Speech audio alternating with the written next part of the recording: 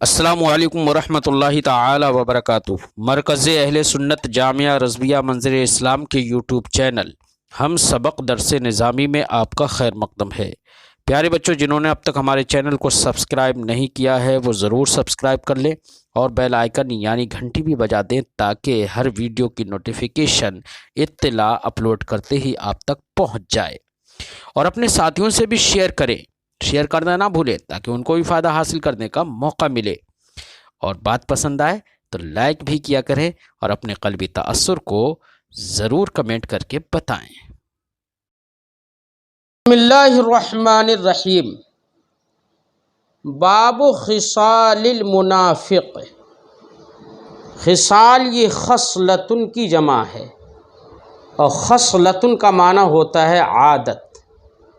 تو معنی ہوگا منافق کی عادتوں کے بیان میں۔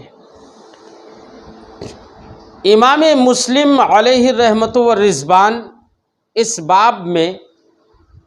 ایسی احادیث اور روایات کا ذکر کریں گے جن سے یہ معلوم ہوگا کہ چند باتیں، چند علامتیں، چند عادتیں سرکار نے بیان فرمائی، اور سرکار نے فرمایا کہ جس شخص کے اندر یہ عادتیں ہوں گی، یہ خصلتیں ہوں گی، یہ علامتیں ہوں گی، یہ چیزیں اس کے منافق ہونے کی علامت ہوں گی۔ اور ایک روایت یہ ایسی ذکر کریں گے امام مسلم جس میں سرکار نے فرمایا کہ 4 عادتیں جس کے اندر ہوں گی وہ خالص منافق ہوگا، اور اگر 4 میں سے کوئی ایک علامت کسی کے اندر ہے تو وہ ابھی کمال نفاق تک نہیں پہنچا ہے، وہ مکمل منافق نہیں ہوا ہے۔ اب میں یہاں پر احادیث کا ترجمہ کرنے سے پہلے یہ بتا دوں کہ نفاق کی 2 قسمیں ہوتی ہیں۔ ایک نفاق فی الاعتقاد ہوتا ہے اور ایک نفاق فی العمل ہوتا ہے۔ نفاق فی الاعتقاد کا مطلب یہ ہے، نفاق کا معنی ہوتا ہے ظاہر کا باطن کے خلاف ہونا، مخالف ہونا۔ تو نفاق فی الاعتقاد کا مطلب یہ ہے کہ ظاہراً اپنی زبان سے کوئی ایمان کا اظہار کرے اور اس کے دل میں ایمان نہ ہو، تو ایسا منافق فی الاعتقاد کافر ہوتا ہے۔ جن کے ایسے ہی منافقوں کے بارے میں اللہ نے ارشاد فرمایا وَمِنَ النَّاسِ مَن يَقُولُ آمَنَّا بِاللَّهِ وَالْيَوْمِ الْآخِرِ وَمَا هُمْ بِمُؤْمِنِينَ، کہ لوگوں میں سے کچھ وہ ہیں کہ جو کہتے ہیں ہم اللہ اور آخرت کے دن پر ایمان لے آئے، حالانکہ وہ ایمان لانے والے نہیں ہیں۔ تو یہ منافق فی الاعتقاد کا ذکر اللہ نے قرآن پاک میں ارشاد فرمایا ہے، ان کے بارے میں بتایا ہے، اور آگے بہت ساری آیات منافق فی الاعتقاد کے بارے میں موجود ہیں۔ اور ایک ہوتا ہے نفاق فی العمل۔ نفاق فی العمل کا مطلب یہ ہے کہ کوئی کام اگر کرے تو خلوص نیت سے نہ کرے۔ مثلا وعدہ کرے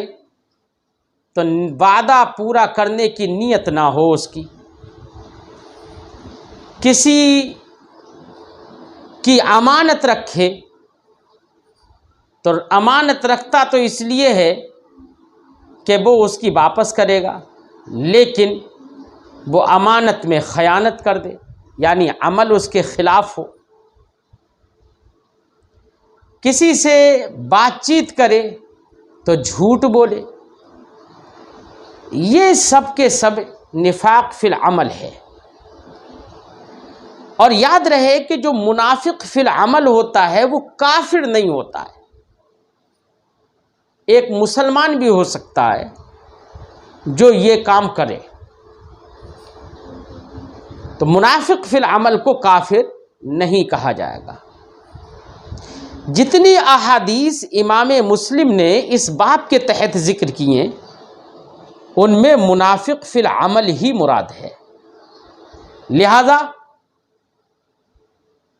اگر کوئی مومن ایسا ہے، مسلمان ایسا ہے جو دل سے اللہ اور اس کے رسول کی تصدیق کرتا ہے اور ضروریات دین کا اقرار بھی کرتا ہے، لیکن پھر بھی وہ بدفعلی میں مبتلا ہے، کذب بیانی میں مبتلا ہے،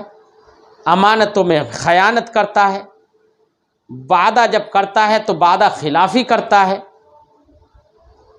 تو ایسے مسلمان کو کافر نہیں کہا جائے گا، یہ کہا جائے گا یہ منافق فی العمل ہے، نہ کہ منافق فی الاعتقاد۔ یا یہ کہو تو سرکار نے ایسے لوگوں کے لیے منافق کہا۔ اب ایک روایت میں ہے کہ چاروں جس کے اندر عادتیں پالی گئیں وہ خالص منافق ہے، اور ہم نے ابھی بتایا تھا کہ منافق فی العمل مراد ہے، تو سرکار نے خالص منافق کہا تو اس کا کیا مطلب ہے؟ اس کا مطلب یہ ہے، ہمارے محدثین نے فرمایا ہے کہ جو احادیث مذکور ہیں اس باب میں، یہ ان احادیث سے مراد یہ ہے کہ ہر آدمی مراد ان سے نہیں ہے، بلکہ بعض محدثین نے تو یہ فرمایا نبی کریم صلی اللہ علیہ وسلم کے زمانے کے جو منافق تھے، جو کہ منافق فی الاعتقاد تھے، وہ مراد ہیں، ہر ایک مراد نہیں ہے، کیونکہ وہ جھوٹ بولتے تھے، اپنے ایمان کے بارے میں بتاتے تھے اور ایمان نہیں رکھتے تھے،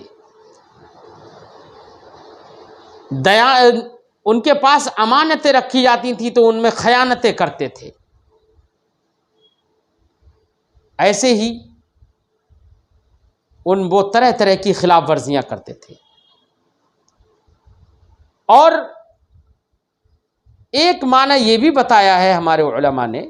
کہ یہ احادیث مسلمان کو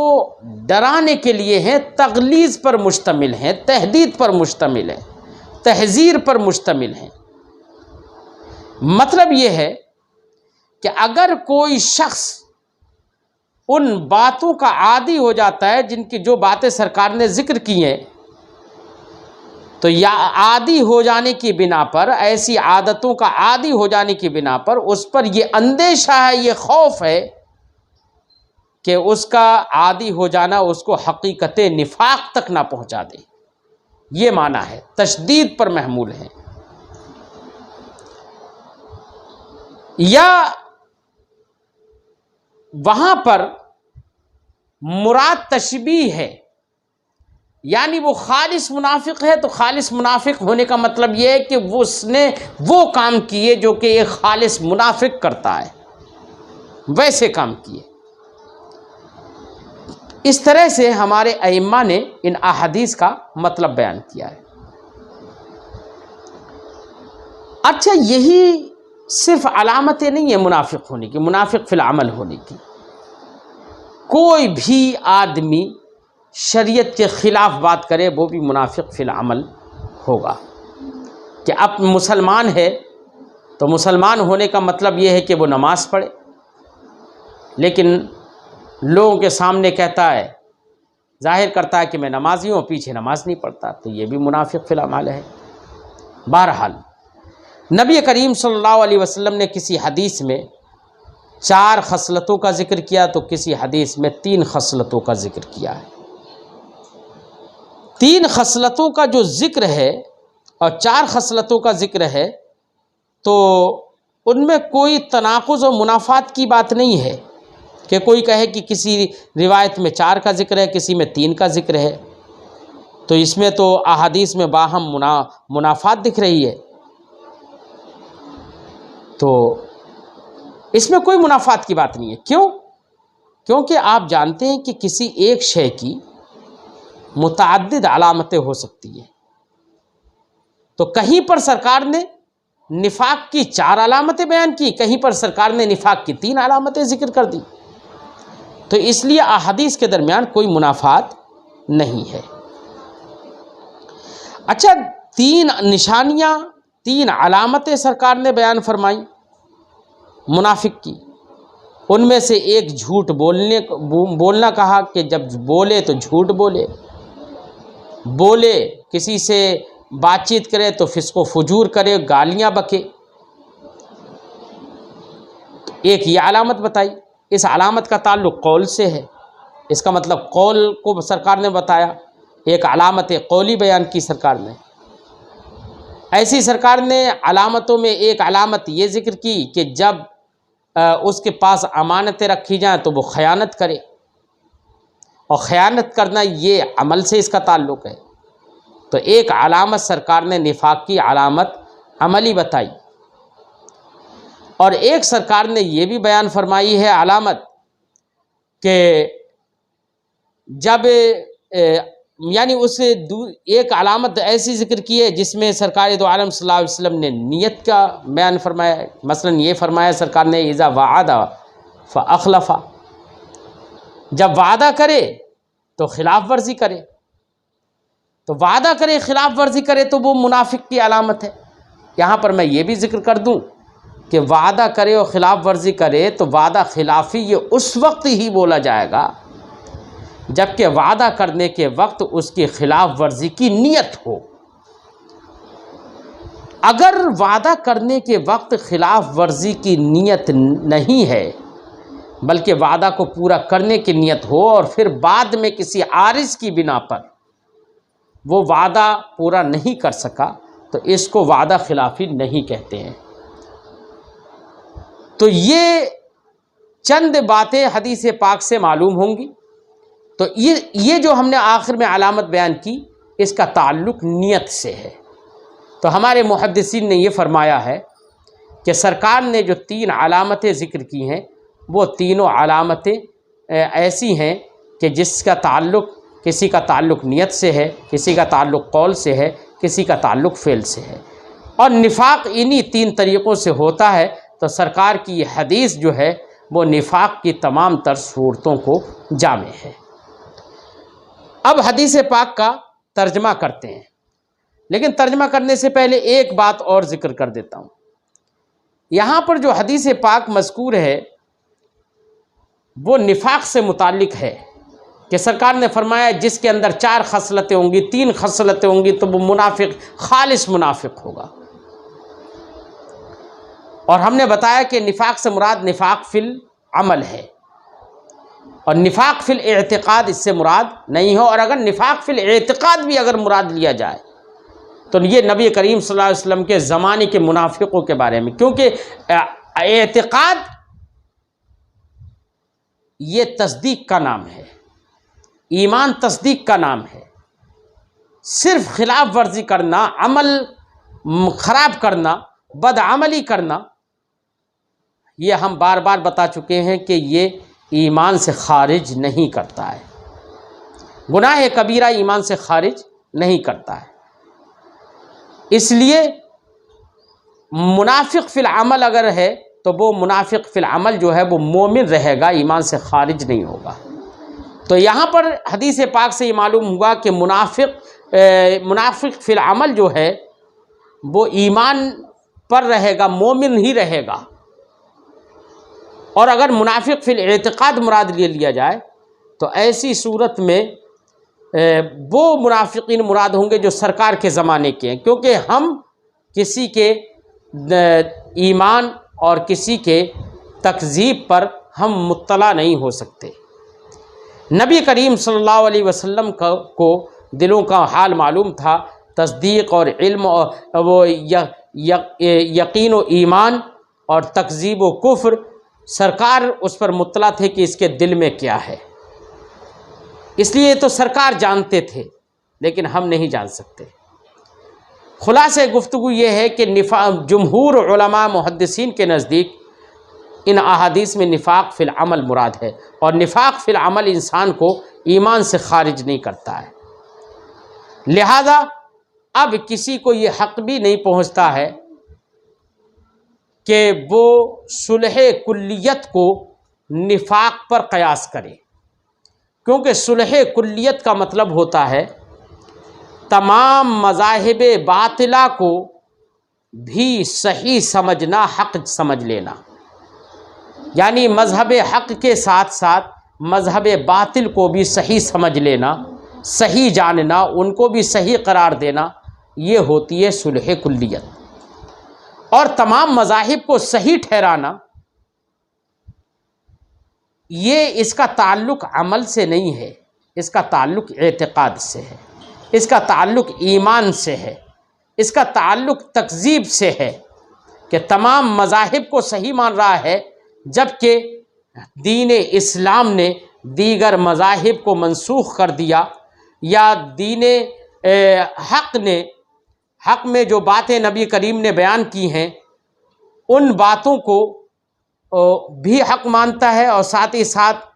جو نبی نے نہیں فرمایا یا نبی کے شایان شان نہیں ہے، اللہ اس کے رسول کی شان میں جس مذہب میں توہین ہو، ایسے مذہب جو کہ لعنت کا باعث ہے اس کو بھی حق جانتا ہے۔ اس کا مطلب یہ ہے کہ یہ اسلام کو ہلکا سمجھ رہا ہے، اسلام کی حقانیت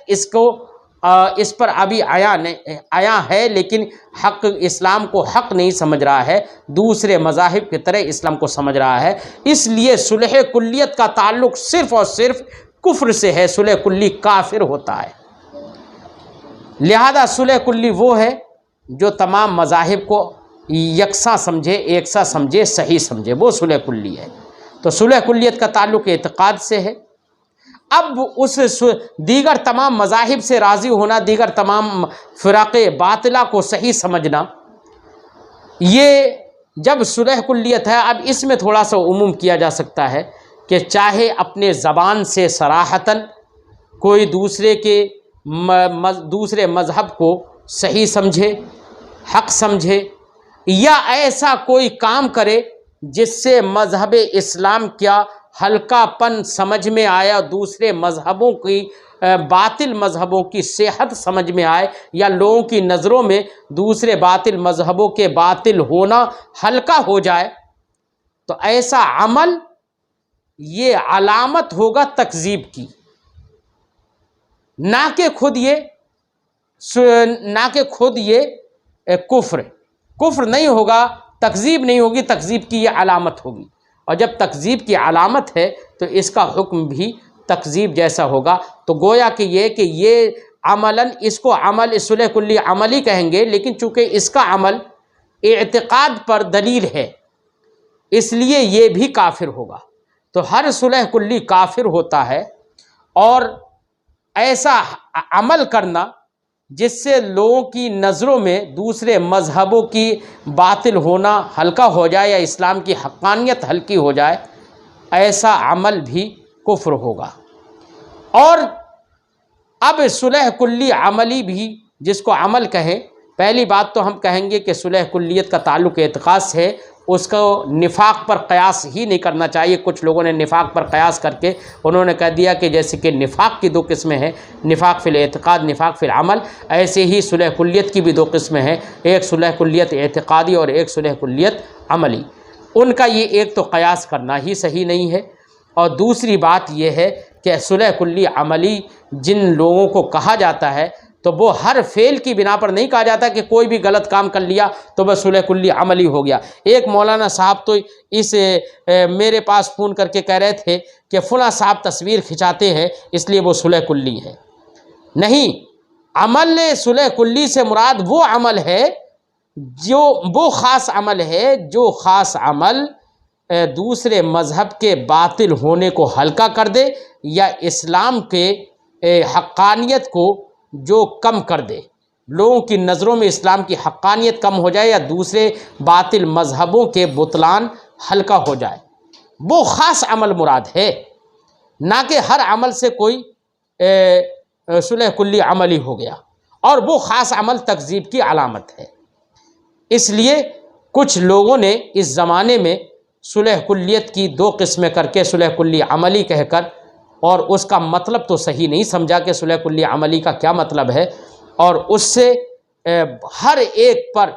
جس کو بھی بدفعلی کرتے دیکھا، جس کو بھی دوسروں کے غلط کام کرتے ہوئے دیکھا، ایسے لوگوں کو صلح کلی کہنا شروع کر دیا۔ ایسے لوگ عبرت حاصل کریں، اور ایسے لوگوں کو چاہیے کہ وہ صحیح سے مطالعہ کریں۔ امام مسلم فرماتے ہیں حدثنا ابو بکر ابن ابی شیبہ، ہم سے حدیث بیان کی ابو بکر ابن ابی شیبہ نے، قال انہوں نے کہا حدثنا عبداللہ ابن نمیر ہم سے حدیث بیان کی عبداللہ ابن نمیر نے تحویل سند، وحدثنا ابن نمیر، ہم سے حدیث بیان کی ابن نمیر نے، قال انہوں نے کہا حدثنا ابی، ہم سے حدیث بیان کی میرے والد نمیر نے، قال انہوں نے کہا حدثنا الاعمش، ہم سے حدیث بیان کی اعمش نے تحویل سند۔ اب اعمش پر آ گئی، اب آگے سند وہ ذکر کریں گے جو سند بھی اعمش تک پہنچ رہی ہے۔ فرماتے ہیں وحدثنی زہیر بن حرب، مجھ سے حدیث بیان کی زہیر ابن حرب نے، قال انہوں نے کہا حدثنا وکی، ہم سے حدیث بیان کی وکی نے، قال انہوں نے کہا حدثنا سفیان عن الاعمش، ہم سے حدیث بیان کی سفیان نے اعمش سے روایت کرتے ہوئے، عن عبداللہ ابن مرہ، وہ روایت کرتے ہیں عبداللہ ابن مرہ سے، وہ روایت کرتے ہیں عن مسروق، حضرت مسروق سے، وہ روایت کرتے ہیں عن عبداللہ ابن عمر، حضرت عبداللہ ابن عمر ابن عاص سے، قال انہوں نے کہا قال رسول اللہ صلی اللہ علیہ وسلم، رسول اللہ صلی اللہ علیہ وسلم نے ارشاد فرمایا اربع من کن فیہ کان منافقا خالصا، 4 خصلتیں ایسی ہیں جس شخص کے اندر وہ ہوں گی کانا منافقا خالصا، تو وہ خالص منافق ہوگا۔ خالص منافق کا مطلب یہ ہے پورے طور سے منافق ہو گیا، منافق یعنی منافق فی العمل، باقی توضیح میں پہلے کر چکا ہوں۔ ومن کانت فیہ خلۃ، اور جس کے اندر خلۃ منہن، ان 4 میں سے کوئی ایک خصلت ہو، ایک عادت ہو، کانت فیہ خلۃ من نفاق، تو اس کے اندر نفاق کی علامت ہوگی، حتی یدعاہا، یہاں تک کہ وہ اس کو چھوڑ دے۔ اذا، کیا ہیں وہ 4 علامتیں؟ سرکار نے فرمایا اذا حدث کذب، جب بولے تو جھوٹ بولے، واذا عاہد غدر، جب معاہدہ کرے، میثاق کرے تو دھوکہ دہی کرے، واذا وعد اخلف، اور جب وعدہ کرے تو اس کی خلاف ورزی کرے، واذا خاصم فجر، اور جب آپس میں جھگڑے تو گالی گلوچ کرے، حق سے پھر جائے، فجرہ کا معنی حق سے پھر جانا۔ غیر ان فی حدیث سفیان، امام مسلم فرماتے ہیں کہ سوائے اس کے کہ سفیان کی حدیث میں یہ بات بھی ہے، کیا وَإِن كَانَتْ فِيهِ خَصْلَةٌ مِّنْهُنَّ كَانَتْ فِيهِ خَصْلَةٌ مِّن نِّفَاق، اور یہاں پر جو ماقبل میں گزرا اس میں یہ تھا کہ من كَانَتْ فِيهِ خَلَّةٌ مِّنْهُنَّ كَانَتْ فِيهِ خَلَّةٌ مِّن نِّفَاق، اس میں خصلت ہے کہ سفیان کی، سوائے اس کے کہ سفیان کی حدیث میں ہے وَإِن كَانَتْ فِيهِ خَصْلَةٌ مِّنْهُنَّ،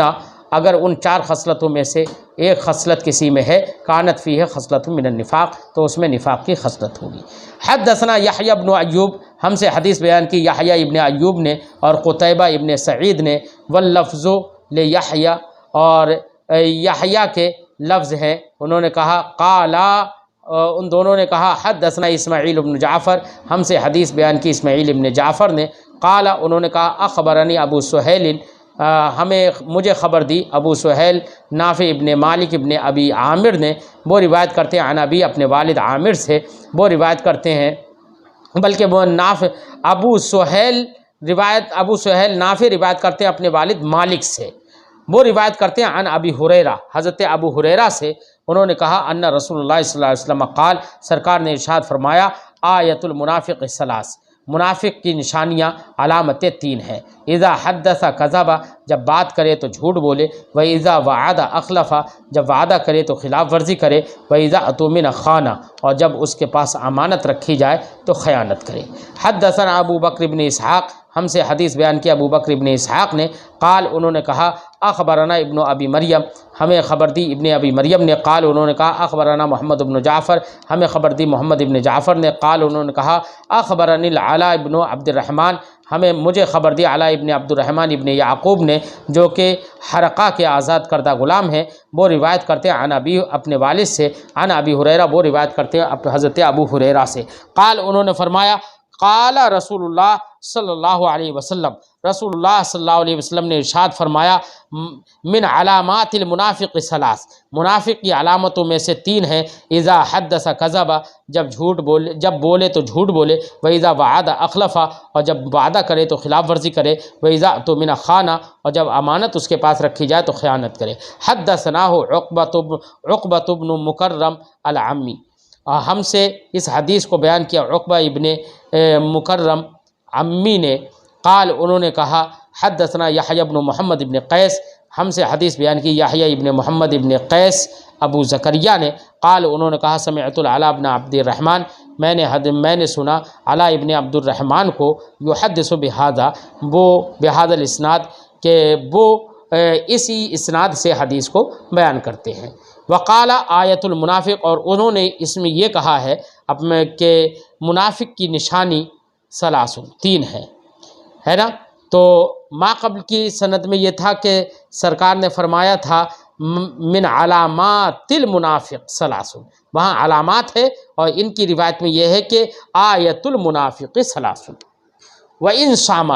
اتنی زیادتی ہے اس روایت اس سند کے ساتھ کہ آیت المنافق ثلاث، منافق کی نشانی 3 ہے، وَإِن صَامَ، اگرچہ روزہ رکھے، وصلى، اور نماز پڑھے، وزعم، اور یہ خیال کرے انہ مسلم، کہ وہ مسلم ہے، یعنی وہ یہ کہے کہ وہ مسلم ہے اور نماز بھی پڑھے، روزہ بھی رکھے، لیکن پھر بھی وہ منافق ہوگا، یعنی منافق فی العمل، یا منافق فی الاعتقاد بھی مراد ہے تو سرکار دو عالم صلی اللہ علیہ وسلم کے زمانے کے منافق مراد ہیں۔ وحدثنی ابو نصر النمار، مجھ سے حدیث بیان کیا ابو نصر نمار نے، و عبد الاعلی بن حماد، اور عبد الاعلی بن حماد نے، قال، دونوں نے کہا حدثنا حماد بن سلمہ، ہم سے حدیث بیان کیا حماد ابن سلمہ نے، وہ روایت کرتے ہیں داؤد ابن ابی ہند سے، وہ روایت کرتے ہیں سعید ابن مسیب سے، وہ روایت کرتے ہیں عن ابی ہریرہ، حضرت ابو ہریرہ سے، قال، انہوں نے کہا قال رسول اللہ صلی اللہ علیہ وسلم بمثل حدیث یحییٰ ابن محمد ابن العلا، انہوں نے کہا کہ رسول اللہ صلی اللہ علیہ وسلم نے فرمایا، کیا فرمایا؟ پوری آگے کی حدیث اسی حدیث کی طرح ہے جو حدیث ابھی ما قبل میں یحییٰ ابن محمد سے کی حدیث گزر گئی، یحییٰ ابن محمد نے جس حدیث کی روایت علا سے کی تھی، ما قبل میں ابھی گزری ہے۔ وذکر فیہ، اور اس حدیث میں یہ ہے، اس سند کے ساتھ جو حدیث ہے اس حدیث میں یہ ذکر کیا کیا، وَإِن صَامَ وَصَلَّى، اگرچہ روزہ رکھے اور نماز پڑھے، وَزَعَمَ أَنَّهُ مسلم، اور یہ کہے کہ وہ مسلم ہے، مسلمان ہے نا، تو یہ اس میں موجود ہے۔ تو امام مسلم علیہ رحمۃ و رضوان نے دوسری سند سے بھی ما قبل کی حدیث کی تقویت کر دی، تائید کر دی، دوسری سند سے بھی حدیث کو لا کر۔